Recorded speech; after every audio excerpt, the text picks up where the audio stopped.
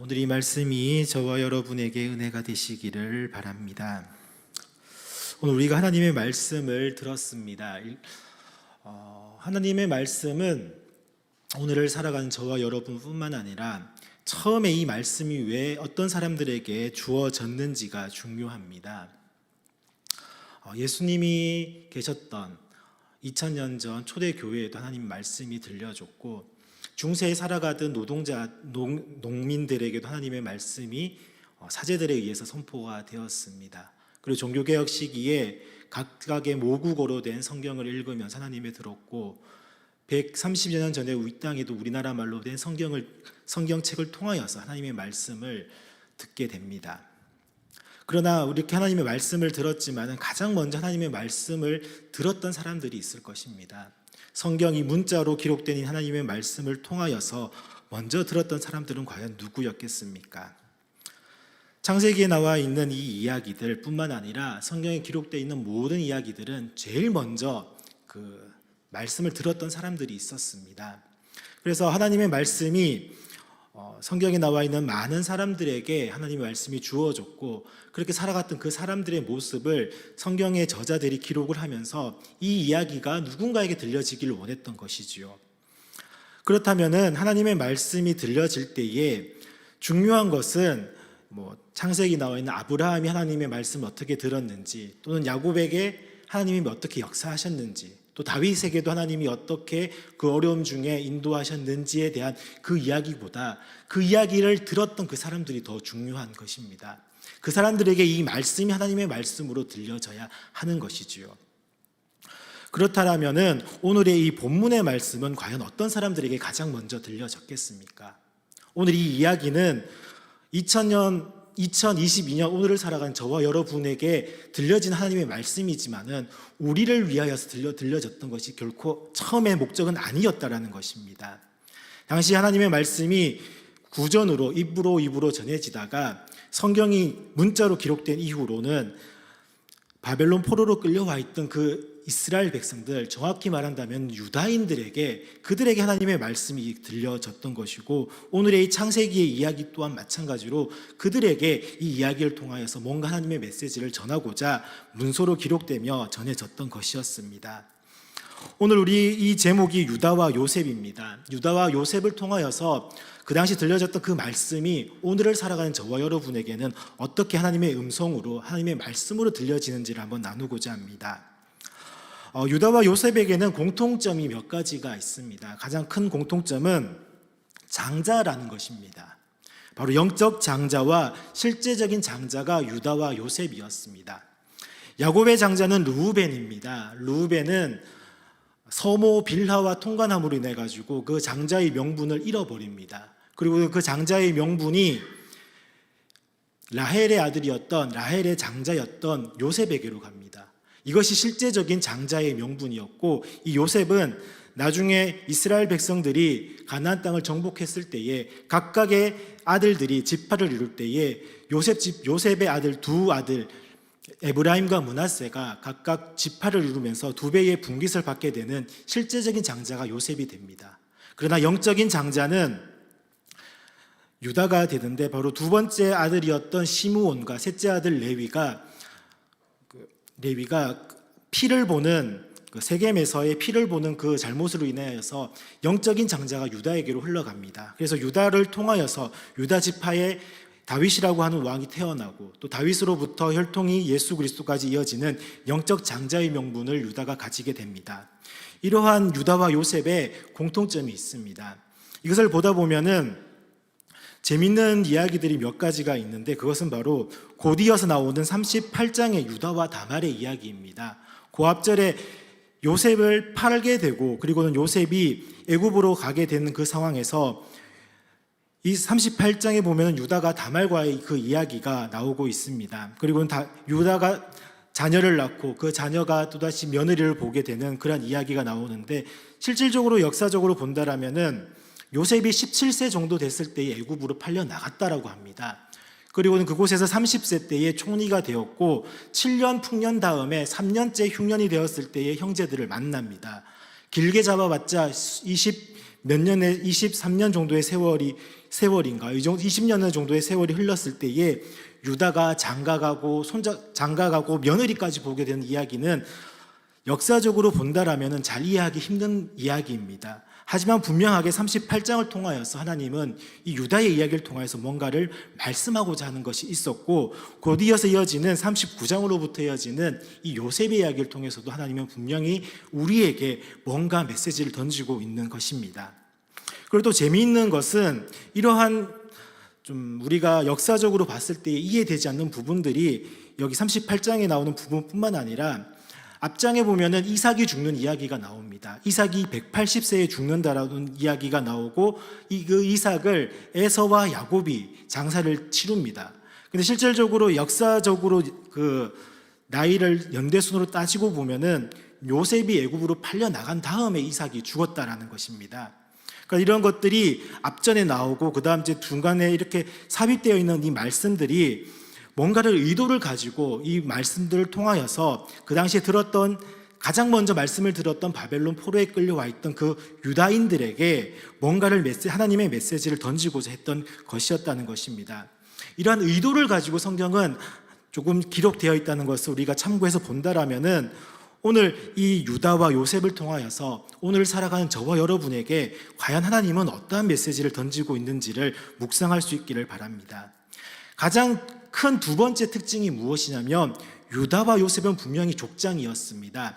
아브라함, 이삭, 야곱의 뒤를 이어지는 족장이었는데도 불구하고 유다와 요셉에게는 한 번도 하나님이 나타나셔가지고 요셉에게 또는 유다에게 나타나서 말씀하시는 본문이 없다라는 것입니다.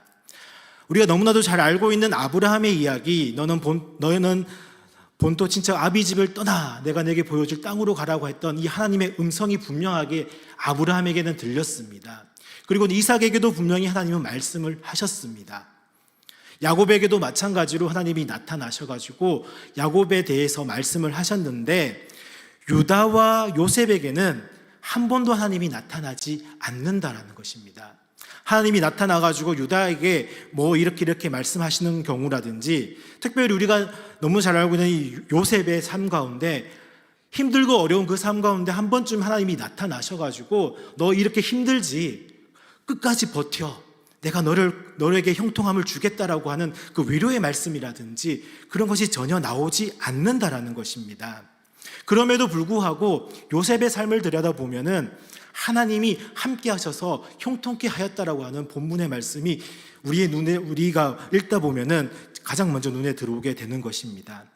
한 번도 요셉의 삶 가운데 하나님이 나타나지 않습니다. 그럼에도 불구하고 요셉은 너무나도 신앙적으로 모범적인 삶을 살아갔다라고 우리가 볼 수가 있을 것입니다.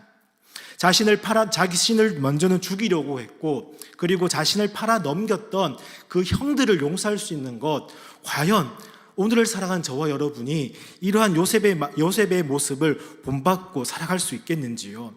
그럼에도 불구하고 하나님이 나타나셔가지고 뭔가 요셉에게 말씀해 주시고, 요셉에게 너 이렇게 형제들을 용서하고 품고 사랑으로 대하라라고 하는 그런 말씀이 주어지지 않음에도 불구하고 요셉은 그러한 삶을 살아갔다라는 것입니다.